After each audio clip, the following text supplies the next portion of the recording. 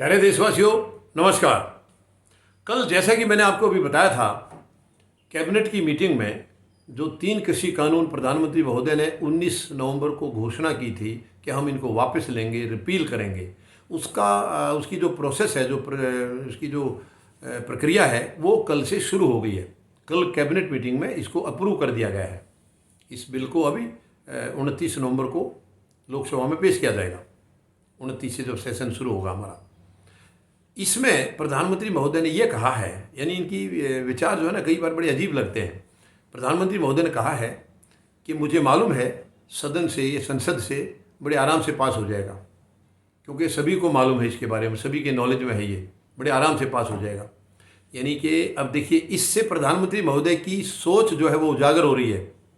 सोच उजागर हो रही है कि ये बड़े आराम से पास हो जाएगा। इसका मतलब पीड़ा में है सबके सब, जिन्होंने पास किया है या धांधलेबाजी से सरकार ने खुद किया है, ये सबको पता है। अदरवाइज सबके सब कैसे हो जाएंगे? विरोध क्यों नहीं होना चाहिए इसका? जब सबने मिलकर पास किया है तो आज इसका जो खारिज हो रहा है, तो जो लोग इसकी नीयत सही नहीं, उसको तो विरोध करना चाहिए। विरोध नहीं करेंगे, प्रधानमंत्री महोदय कह रहे हैं, इसका मतलब ये पास होने में कुछ तो गलत हुआ है, कुछ तो गलत हुआ है। प्रधानमंत्री महोदय, आपके कहने के मुताबिक ये बिल ऐसे पास नहीं हुए, तरीके से पास नहीं हुए, जो कि वैसे देश जानता भी है। आपने ध्वनि मत से सबको बेवकूफ़ बना करके पास करा दिया। लेकिन आज जब आपने ये कहा है कि लोकसभा में इसमें ज़्यादा देर नहीं लगेगी, और इवन ये भी कहा प्रधानमंत्री महोदय ने कि इसके ऊपर चर्चा की भी ज़रूरत नहीं पड़ेगी, चर्चा की भी ज़रूरत नहीं पड़ेगी, इसका मतलब वो सब जानते हैं कि ये चीज़ें गलत हैं और इसको जल्दी से जल्दी खारिज किया जाए। जब सारे सांसद ये जानते हैं ये गलत हैं, तो प्रधानमंत्री महोदय ये पास कैसे हुए थे? एक बहुत बड़ा सवाल या निशान है ये। अगर सबको पता, यानी बड़े आराम से हो जाएंगी, चर्चा की भी ज़रूरत नहीं है, और आराम से ये सब बिल पास हो जाएंगे रिपील के लिए, तो इसका मतलब ये बनते टाइम कुछ गंभीर राजनीति खेली गई है, नकारात्मक और गंदी राजनीति खेली गई है।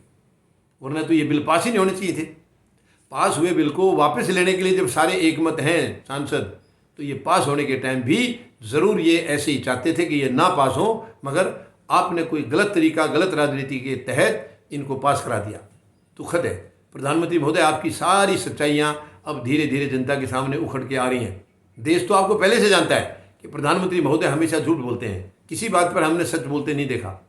लेकिन अब आपकी सारी उजागर हो रही है जनता के बीच में, सामने उदाहरण के तौर पर, सबूत के तौर पर आ रही हैं। यानी अगर ये बिना चर्चा के तुरंत वापस लिए जा सकते हैं, तो ये पास करते टाइम इस पर प्रॉपर चर्चा क्यों नहीं हुई? उस टाइम यही चीज़, यही सोच आपकी क्यों नहीं हुई प्रधानमंत्री महोदय, कि सब के सब इसको, क्योंकि किसान के फायदे के बिल हैं, तो सब फटाफट इसको बिना चर्चा के पास कर देंगे? तब तो नहीं कहा आपने।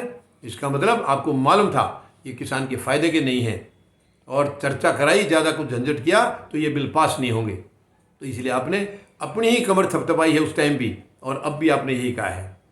तो इससे आपकी सच्चाई उजागर होती है। आप अपने आप को बहुत होशियार और वाइज आदमी समझ के ये बात कहते होंगे, मगर आपको पता नहीं प्रधानमंत्री महोदय, ये वाइज नहीं है, ये सारे तो मूर्खता के उदाहरण हैं।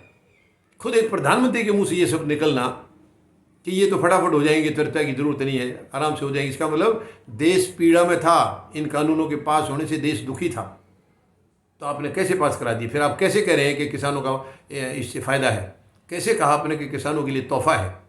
और इसी के दम पर आपने ये कहा था कि 2022 में किसानों की आमदनी दुगनी हो जाएगी, मगर अब हमें पता लग रहा है वो बात आपने सच कही थी। किसानों की आय दुगनी की बात बिल्कुल आपकी गलत नहीं थी, सच्ची थी, वो आपने करनी थी। यानी कि किस किसान की? वो 3 उद्योग घराने, क्योंकि देश के असली किसान आप उनको मानते हैं। आपको ये था कि ये 2022 आने से पहले पहले, क्योंकि आपने तो 2020 में बना दिए थे कानून, 1 साल से ज़्यादा हो गया, 1.5 साल हो गया, बल्कि जून में बना दिए थे आपने, 1.5 साल हो गया, पिछले साल बनाए थे, और 1 साल से तो किसान आंदोलन कर रहे हैं।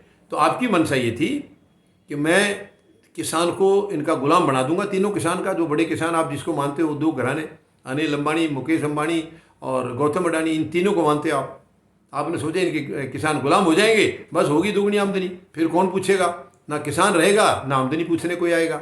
जो किसान हैं जिसको आप मानते हो, उनकी दुगनी क्या, उनकी तो कई गुना पहले से हो चुकी है, और आगे तो और कई गुना होनी थी। तो ये बात आपकी जायज़ थी, किसानों को आपने फ़ायदा देना था, मगर किस किसान को देना था? वो उद्योग घरानों को। लेकिन आपकी मनसा पूरी नहीं हो सकी प्रधानमंत्री महोदय, ये मनसा आपकी अंदर ही रह गई है, मन की मन में रह गई है। ये दुर्भाग्य है बड़ा गलत हुआ है, ये आपकी मंशा को चोट लगी है। लेकिन जो गलत एम से या गलत मकसद से काम करते हैं उसको तो नीचा देखना ही पड़ता है, उसको तो नीचा हर हालत में देखना पड़ेगा, उसका रिजल्ट जो है गलत ही आएगा। अच्छी भावना से, सही भावना से, शुद्ध आत्मा से जो काम किया जाएगा उसमें कामयाबी भी होगी और उसको अच्छा ही माना जाएगा। मगर आपके विषय में ये सब चीज़ें बेमानी है प्रधानमंत्री महोदय, आप ऐसा ना समझते हैं ना ऐसा करते हैं, ये दुखद है। उम्मीद है आप इन चीज़ों से कम आगे के लिए तो कुछ सबक जरूर लेंगे। धन्यवाद। जय जवान, जय किसान, जय हिंद।